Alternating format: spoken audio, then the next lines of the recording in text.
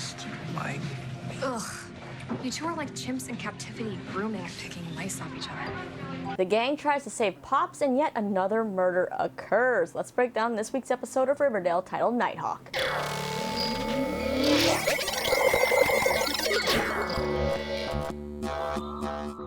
What's going on, you lovely people? Lisa here, and you know what? Riverdale just keeps picking off people left and right. If they keep this up, no one's really going to be left by the end of the season. Okay, I know they wouldn't really do that, but this episode does end with yet another murder by the Black Hood. But this time, it's two very minor characters, one of which we only met this episode. Also, we don't know for sure if they're both dead, but I'm gonna guess if they both aren't, at least one of them is, and that's gonna be Moose. Now, before I get into my recap, I want to talk about the theories about the Black Hood. In my recap last week, a lot of people seemed to think the eyes fit either Betty's dad Hal or the old serpent guy. I just don't feel like they would make Hal a suspect on the show twice, but it's Riverdale, so you never know. Looking back at the build of the Black Hood guy though, I just don't think it matches the build of Hal. Plus Hal has blue eyes, and I don't think we've seen a character on the show yet who has super green eyes like the Black Hood guy, unless they're wearing some kind of cool contacts. Either way, let's just throw up some eye comparisons. Okay, now let's talk about the episode. First, let's go with Archiekins. Poor guy is really having a hard time getting over Fred's shooting, but Fred seems to be recovering nicely. Archie's been leaving tons of messages for Sheriff Keller, who's been ignoring them because he's the worst sheriff ever, and Archie's also been spending his nights sleeping in the hallway, still keeping watch with his baseball bat. Now Betty is even worried about Archie not spending as much time in his room that she calls Veronica to check on him. I guess Betty's still looking in Archie's bedroom window every now and then. Can't really blame her. Also, Archie seems to be downing a lot of energy drinks to try to stay awake. Later, Archie and his handmaid "Have you seen this guy in a Black Hood" poster make their way to Sheriff Keller's office once again, and Archie tells the sheriff that his dad's wallet's still missing and he's still worried that the guy might come back, but then they're interrupted by a call about an incident in Greendale. Throughout the episode, Archie keeps having visions of the Black Hood and even almost attacks Jughead because of one of them, as Jughead comes in the back door of the house. He even starts to beat up Reggie, who tries to prank Archie by wearing a Black Hood while delivering drugs that Archie asked for. Bad move, Reggie. Bad move. Also, what the hell are you doing, Archie? Turning to drugs? Turning to energy drinks? Please just don't turn this into a Jesse Spano caffeine pill moment on Riverdale. And if you understand that reference, you get a high five. Now, even though Archie's just beating the crap out of him, Reggie does have some good advice for the guy regarding that baseball bat he's been carrying around. He has a gun, Andrews. He shot people. Only a dumbass lunatic brings a baseball bat to a gunfight. At school, Principal Weatherby interrupts class to announce that Miss Grundy has been murdered, and this really hits Archie, so he walks out and goes home to tell Fred that he thinks someone is going after all the people he cares about. Fred tries to calm Archie down, but Archie's pretty much made up his mind that that's what's happening. Archie then goes to Betty and Alice for help, and Alice agrees to get her coroner friend to look over Miss Grundy's body. Alice tells Fred and Archie that Miss Grundy was killed by a cello bow, and it seemed to be a crime of passion. It looked like it was someone she knew because there was no sign of forced entry, so Alice is pretty set that it's not the same person who shot Fred. Archie, on the other hand, is still convinced they're the same person, so he once again goes to Sheriff Keller to ask if they questioned Miss Grundy's ex, and it turns out that guy somehow has an airtight alibi. Archie's now starting to think he may actually be going crazy, and well, crazy or not, Archie is set on better equipping himself in case he comes face to face with Black Hood once again. So what does he do? He goes and gets a gun from Dilton Doily. For Betty and Jughead, they're on a crusade to not only save Pops, which is in danger of closing because everyone is afraid to go there and it's been labeled a death diner, but they're also trying to save FP from a long sentence in state prison. FP has been offered a deal that would mean 20 years in prison, and if he doesn't take it, he goes to trial and it could be 40 years. Now, FP's lawyer seems to think it's a very solid deal, but Jughead thinks there has to be another way to save FP. Betty and Jughead then go to Mayor McCoy to ask for help, asking if she can maybe declare Pops a landmark or make a Pops Day or something to help save Pops. She refuses, and then Jughead brings up FP and asks her if she can help him get a new lawyer for his dad. And of course, Mayor McCoy is annoying, almost as bad as Sheriff Keller, and she says no. And well, it seems like she's gonna rue the day she turned down Jughead Jones. Mayor McCoy, you remember this moment? Because this is the moment that you turned your back on both Pop Tate and my father.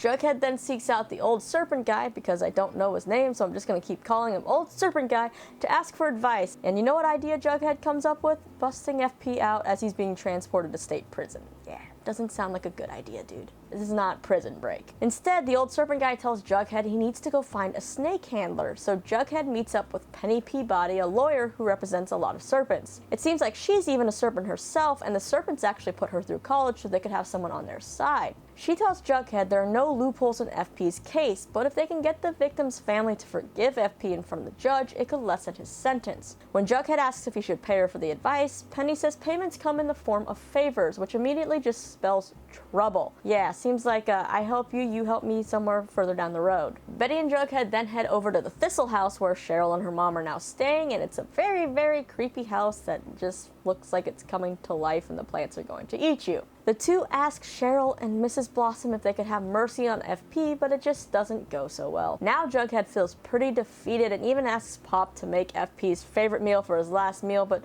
Betty, she's not giving up just yet. She takes matters into her own hands and goes to see Cheryl in the locker room, and of course only Cheryl would decorate a gym locker. A little bit of dark Betty emerges as she blackmails Cheryl into testifying in favor of FP by threatening to release the video of Clifford shooting Jason. Yep, Betty ended up saving a copy of that video before giving it over to the police. And it's like, I knew you were smart, Betty. Way to keep that collateral. You're a stone cold bitch, Betty Cooper. Cheryl ends up testifying, saying her family forgives FP and asks for leniency on him, much to the surprise of everyone in the courtroom except Bughead. The judge is like, well, that's nice, but you know what? There's still no extenuating circumstances, so nothing's going to change. And so Betty gives Cheryl this kind of look, and Cheryl immediately then lies on the stand, saying she overheard her dad threatening FP, saying he'd hurt Jughead if FP didn't do what he said. These happen to be the extenuating circumstances the judge was looking for, so now they're gonna have to go back and revisit the sentence. Betty keeps her end of the bargain, and Cheryl gets the video of her dad killing Jason, but what does she do with it? Cheryl goes home and tells her mom she has a video of Daddy and Jason that might bring her some peace, and then Cheryl sits down and makes her mom watch the video, and how on earth that's gonna make her mom have peace at all, I'm not sure. We got cut off before we get to see Mrs. Blossom's reaction, which is kind of what I'm waiting for. As for Jughead, looks like getting advice from Penny Peabody was not a good move. FP calls from prison and tells Jughead to not contact her again, and if she reaches out, don't respond. You do not want to be in bed with a snake charmer.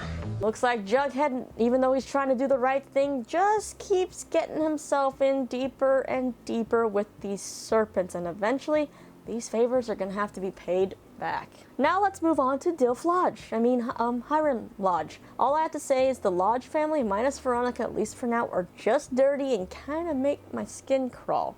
Even good old Smithers knows this family's up to no good. Veronica has no interest in becoming family again with her parents and instead decides to focus her attention on helping Betty save Pops. At school, when Betty is explaining to Kevin and Veronica why saving Pops is so important, Hiram shows up.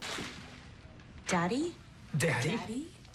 I have to say, it's kind of funny to hear this cast say daddy so much in this episode, especially Camila Mendes, and you know why if you follow this cast on any kind of social media. It's just pretty funny. Anyway, Hiram asks Veronica to meet him halfway when it comes to mending fences, but Veronica just says she can't. Hiram also offers to help with whatever they're planning, whether it's the dance or saving Pops, because he wasn't sure what they were doing. Alice ends up learning that Pop Tate is selling the shop to an anonymous buyer, and this seems to tip them off, so Betty calls Veronica, who then confronts her dad asking if he bought Pops. Hiram says he didn't, and then Veronica brings up Fred. Hiram insists he did not shoot Fred, and he did not hire anyone else to do it. Meanwhile, Hermione's sitting over in her chair looking guilty as Veronica then pulls out the letter that Hiram sent her in season 1 threatening Hermione and asks her mom if that's the kind of man she wants back in their lives. Hermione sort of seems caught off guard by this letter, but then immediately says she wrote the letter because she needed Veronica to testify and they needed to be a family again. Veronica is now even madder, but it is confirmed that Hiram did not buy Pops, as Pops tells Betty that it's Chug Mo Liquor buying the shop. Veronica then gets some dad advice to Jughead, and I gotta say it's really nice to see the two of them interact, because I feel like we only get that when all four of them together, so seeing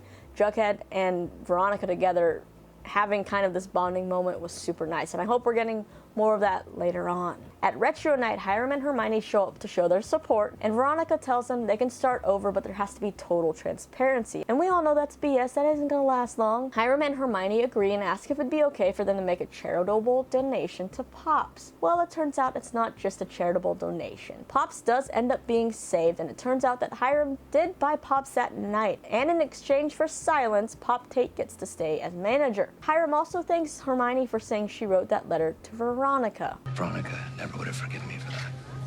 Once again, your loyalty knows no bounds.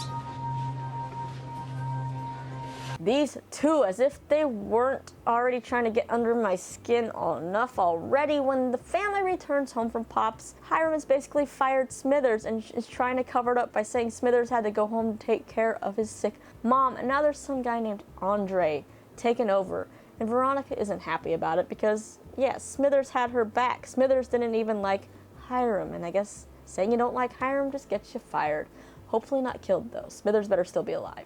Alright, what else? Alice. She is working on her next article, and she was going to write about Pops being closed down, but seems like during the whole Retro Night she found a new angle. She doesn't seem too happy that Betty helped save Pops, since during the night she watched multiple drug deals go down in the parking lot. Yeah, Reggie is now a drug dealer selling Jingle Jangle, the name of a drug, to people, and also the serpents are now coming around to this side of town. Alice also points out that Hiram totally did not make a donation for altruistic reasons. Congratulations, Betty.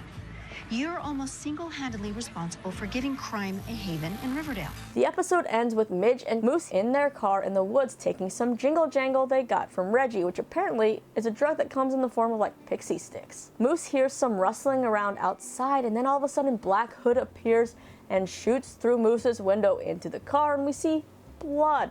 And I think it's safe to say they're dead, or at least one of them is dead. I'm gonna guess Moose, because in the synopsis for the next episode, it mentions that Kevin kind of starts to act out and his behavior starts to worry Betty. So I'm guessing his secret relationship with Moose and then Moose dying has quite an effect on him. It also seems like Moose is the one who died because he was closest to the gun and he could have shielded Midge there. So those were the big moments from this episode. We also did get a nice little performance from Josie and the Pussycats of Milkshake by Khalees, minus Val, who apparently was sick, so Cheryl filled in. But here's where things in this episode get confusing. Having Black Hood shoot Fred and Miss Grundy, those were both connected by Archie. That seemed to make sense. With Black Hood now killing Moose, or possibly killing Moose and Midge, it seems like there has to be some other motive. What is it? Or is there a copycat? Or are there multiple Black Hoods? Could this whole Jingle Jangle drug storyline that's now been brought in be important and maybe connect things, but just how and why? Where is Reggie getting his supply of Jingle Jangle? Does he work with the serpents? Does he work with Hiram? Where is this all coming from? With Hiram and Hermione, just what are they up to? Hermione seems guilty of something that I feel like Hiram may not even know about. That look at the dinner table just gives me this suspicious feel. I also love Fred, and I don't want to believe he can do anything wrong. But when Archie asks Fred if he wants to find out who shot him and who's doing all of this, Fred just doesn't really answer. He just stares off into space, and if this were me, I would have been like, hell yes, I want to find out who the hell shot me. Does Fred know something maybe we don't know? Also, hashtag where's Fred's wallet? Now let's check out the promo for next week. We're not waiting around for the next attack. That's all! From now on, we're protecting our own. He calls himself the Black Hood. My wrath is the price of your lies. I am trying to warn you, Veronica. Your secrets, I want you to have more respect for yourself than this. your sins. No more sneaking into my daughter's bedroom. This is the bloodletting. Seriously, Riverdale? What the hell are you doing to Ethel? Black Hood cannot take Ethel too. Like, we're still over here on Stranger Things Season 2 trying to seek justice for Barb, that now we don't need to be seeking justice for Ethel as well. Can Ethel just please live? How many more people are going to die this season? Next episode, we also get to meet Tony Topaz, so it seems like it's going to be a pretty good episode.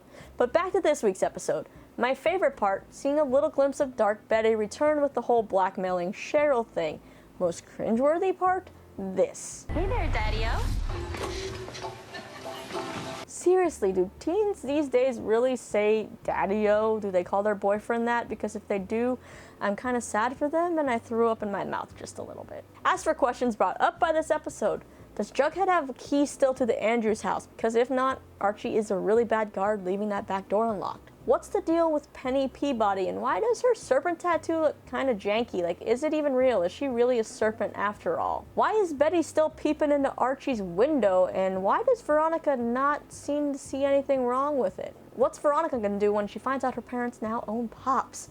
What on earth is Hiram up to? But more so, what is Hermione hiding? Are they actually turning Pops into some kind of crime hub? Did both Moose and Midge die? Who the hell is this Black Hood, and what is his motives? Victims we have: Fred, Miss Grundy, Moose, Midge, Ethel. What connects them all? Hit me up in the comments. Let me know what you think about this Black Hood, all your new theories and thoughts on this episode. Best moments, worst moments, and what do you think is going to happen next?